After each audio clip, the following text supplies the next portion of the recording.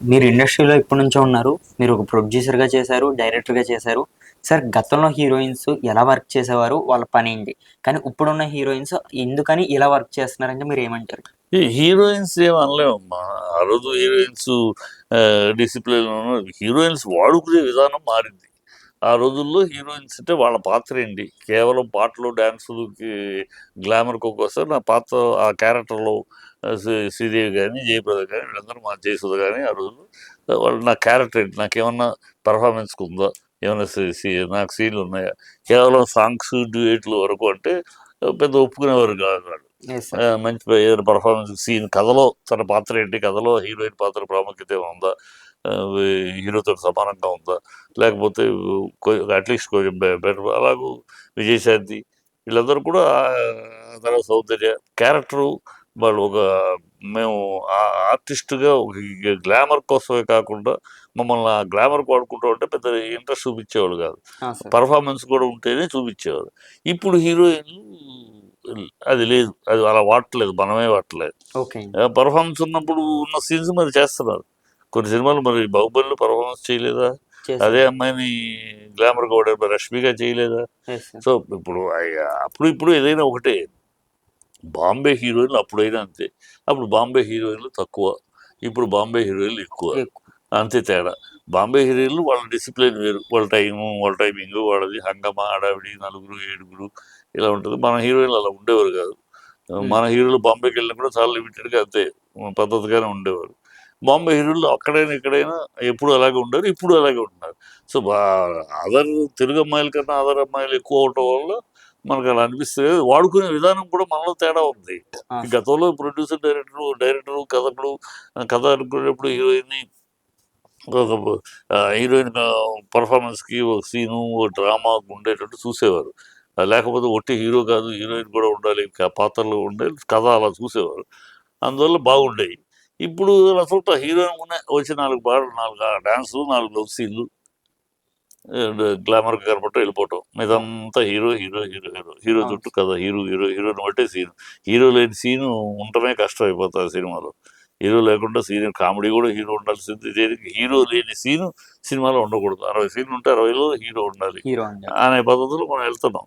మరి అయి హిట్ అవుతున్నాయి. అదే ధోరణి పట్టుకుంటున్నారు అందరూ. కథగా తీసుకెళ్దాం. కథలో హీరో. ఓకే. కథకి కథ. కథలో హీరో మిగతా పాత్రలో ఉండాలి. అప్పుడే కథ పట్టు ఉంటది. అన్ని ఓకే. పాత్రలు ఉన్నప్పుడే ఉంటాయి.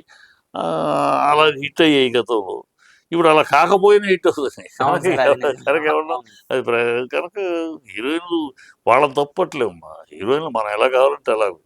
ఓకే. అంతే మనకంటే అదే బాంబే హీరోయిన్‌లు గతంలో కూడా పెద్ద పెద్ద కంపెనీలో పనిచేసిన బుద్ధిగానే వచ్చారు. బాంబే నుంచి వచ్చినా కూడా. ఓకే. వచ్చినా కూడా పద్ధతిగా నేను పనిచేశాను కదా! హ్మ్. 'టక్కర్ గిక్కర్' ఇలాంటి సినిమాలు పనిచేసాం. పనిచేసినప్పుడు మరి హిందీ సినిమాలు పనిచేసినప్పుడు మన తెలుగు ప్రొడ్యూసర్ హిందీ సినిమా చేస్తున్నాడంటే వాళ్ళు మన స్టైల్‌లోనే ఉండేవారు. మన కండిషన్ బట్టి, మన కంట్రోల్‌ని బట్టి.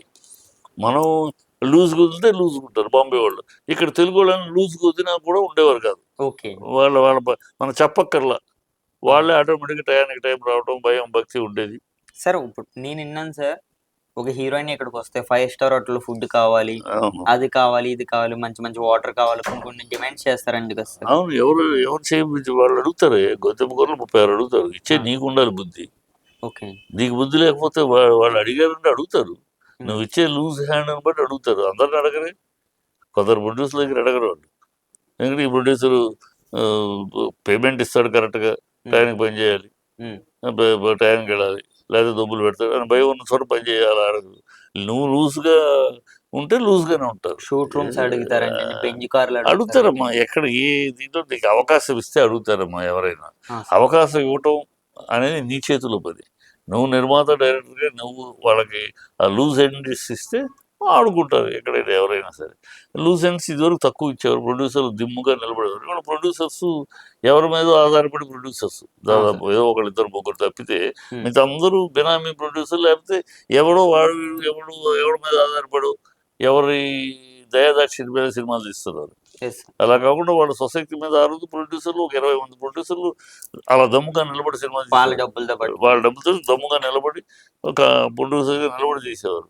ఇప్పుడు అది అలాంటి ప్రొడ్యూసర్ తగ్గిపోయేటప్పటికి ఉంటుంది. ఈ అట్మాస్ఫియర్ అన్ని రంగాల్లో ఉంది. సినిమా రంగంలో అంతే. దాన్ని ఎవరిని ఇప్పుడు హీరోయిన్‌లు పాపం ప్రతి వాళ్ళతో హీరోయిన్‌లు తప్పు పట్టడం కరెక్ట్ కాదు. మనం ఎలా ఉంటే అలాగ. అవును సార్. ఎలా ఉంటే అలాగ. వాళ్ళ ముందే ఇప్పుడు 'నయనతార' ఉంది. నేను ప్రీ ప్రీ రిలీజ్ ఫంక్షన్స్‌కి రాను ముందే చెప్పుద్ది. అవును సార్. నువ్వు ఇష్టం 'నయనతార'. ఉంటే నువ్వు పెట్టుకోవాలి. ఇష్టం లేదు, లేదు రావాలి కండిషన్ రమ్మా రానంటది. అవును సార్. నేను రాను అంటది. పెట్టుకుంటున్నారు కదా! అది పెట్టుకుంటున్నారు. పెట్టుకోవడం మన తప్పు కదా! అమ్మాయి రానని ముందే చెప్తాది కదా! సడెన్‌గా చెప్పట్లా. ముందే అందరికి నేను pre pre pre release release ఈవెంట్‌లకి రాను. రాను. ఓకే. నాకు కుదరదు అని చెప్తుంది. అది ఇష్టం ఉంటేనే పెట్టుకుంటున్నాం. పెట్టుకొని మళ్ళీ ఆ అమ్మాయి రాదని మనం అంటే ఎట్టా? అవును సార్. సార్ ఇప్పుడు 'దసరా' హీరో, 'దసరా' డైరెక్టరు 'ఓదెల' ఆయన డైరెక్టర్‌గా చేశారు. 'నానిగారేమో' హీరోగా చేశారు. 'ది ప్యారడైజ్' అని ఒక సినిమా వచ్చిందండి. అవును. దాని సెన్సార్ వాళ్ళు అసలు ఈ సినిమాని అసలు ఎలా ఒప్పుకున్నారని కూడా బయట టాక్ ఎలా నడుస్తుంది సార్. ఒప్పుకున్నారు? తప్పు మాట దాంట్లో ఎమోషన్ ఊరికే పదం పట్టుకొని ఎలాంటి కదా! ఎమోషన్ ఆ మాట ఆ ఎమోషన్ ఉందని నువ్వు పాయింట్ కాకుల మీద కథలు రాయలేదు. అవును సార్. చిలకల మీద పావురాల మీద కథలు రాశారు. ఆ కథ ఇది కాకుల కథ. కాకుల కథ. ఆ కాకులను ఆ స్థాయికి చేసిన వాడు డెఫినెట్‌గా వాడు అలాంటోడే. అవును సార్. అది ఆ ఎమోషన్ అది. హ్మ్. దాంట్లో ఉన్న ఎమోషన్ అర్థం చేసుకోవాలి. అదే ఇంగ్లీష్‌లో బాస్టర్డ్ అంటేనేమో తప్పులు దానికి తప్పులే. తప్పులు అవును. తెలుగులో అనేటప్పటికి పడతది గానీ, వాడు ఎవరినన్నాను మంచివాడిని అనలేదు. ఒక అవునండి. దుష్టుడు, దుర్మార్గుడు అంటే అది అణగారిన జాతికి అణగారిన జాతిని అణగదొక్కబడిన జాతి మీద కథ అది. అవును సార్. 'కాకు.' కాకులు అనేది. కాకులు అనేది కాకేని కాదు. అది అణగారిన కాకులు అంటేనే ఆ కాకులు చిదరించుకుంటాం, తోలేస్తాం. కాకిని ఇంట్లో పెంచం కదా! అవును సార్. అలాంటి అణగారిన జాతి. ఆ జాతి మీద జాతి కోసం పోరాడిన కథ అది.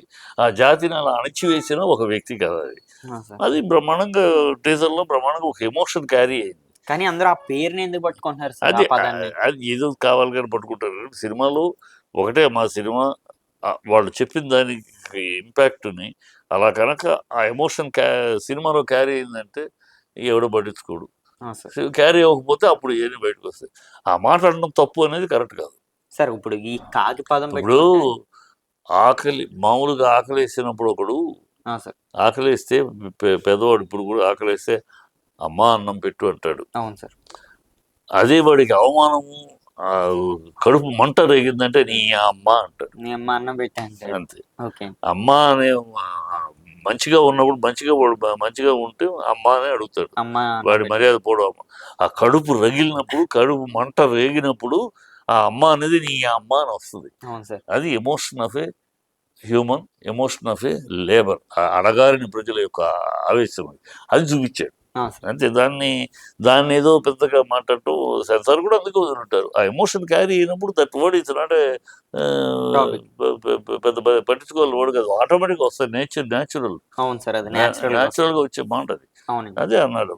ఒక మంచివాడిని, ఒక ఉత్తముడిని అనుంటే వేరు. వాడు ఒక దుష్టుడు, దుర్మార్గుడిని అంటున్నాడు గదా! ఒక కథ కాకి. ప్రకారం అవును. కథ ప్రకారం ఒక దుష్టుడు, దుర్మార్గుడిని ఇలా వీళ్ళని దిగజార్చిన ఆడు ఆ! ఎంత ఒకడు బ్యూటిఫుల్‌గా చెప్పాడసలు.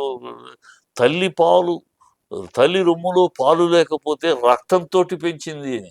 ఎంత బలమైన మాటది. అవును సార్. ఎంత లోతైన మాట, బాధాకరమైన మాట కదా అది. అవునండి. అంటే అంత ఉంది దాంట్లో. కథలో అలా ఉండాలి. సినిమాలో కాకుండా బ్రహ్మాండంగా ఆడుతుంది. సార్ అదొకటి ఈ 'కాకన్న' వాడు పెట్టిన ప్రతి సినిమా కూడా హిట్ అంటున్నారండి. చూసుకుంటేనేమో 'బలగం' అవ్వచ్చండి. ఇంకా 2, 3 సినిమాలున్నాయి సార్. అలాగే ఈ సినిమా కూడా హిట్ అయ్యే అవకాశం ఉన్నదండి? అయన్నీ అలా చెప్పలేలే కదమ్మా! నా సినిమాలను ప్రేమించుడు, కాకి మీద పాట పెట్టాను. ఆ! మీ సినిమాలో. ఆ! పెద్ద హిట్ ఏం కాలేదు. ఆ! సార్. అయన్నీ ఊరికే పిచ్చి సెంటిమెంట్‌లు గాని, కాకి ఉంటే హిట్ అవుద్ది అయన్నీ కాదు. సినిమాలో విషయం ఆ కంటెంట్ ఉంటే ఉంటే వాళ్ళు చూపించిన ఎమోషన్ సినిమాలో క్యారీ అయ్యి ఉంటే వాళ్ళ బాధ, తపన, వేగం, ఆ కసి, కడుపు మంట అది గనక ఆ పేదల్లో రగిలిన ఆ సిట్యుయేషన్స్ ఉన్నాయనుకో వాడు ఏం తిట్టినా భరిస్తది ఆడియన్స్. ఆ! సార్. ఏమి తిట్టినా ఏం తప్పట్రు. ఆ వయసులో అలాగే మాట్లాడతాను. నేను అలాగే మాట్లాడతావు, నువ్వైనా అలాగే మాట్లాడతావు అని అంగీకరిస్తారు. అవును సార్. చూద్దాం సినిమా సెన్సార్ ఏదో బుద్ధి తక్కువ ఇవ్వరు. అది ఉండబట్టి ఇచ్చుంటారని అనుకుంటున్నాను నేను. ఓకే. Thank you sir.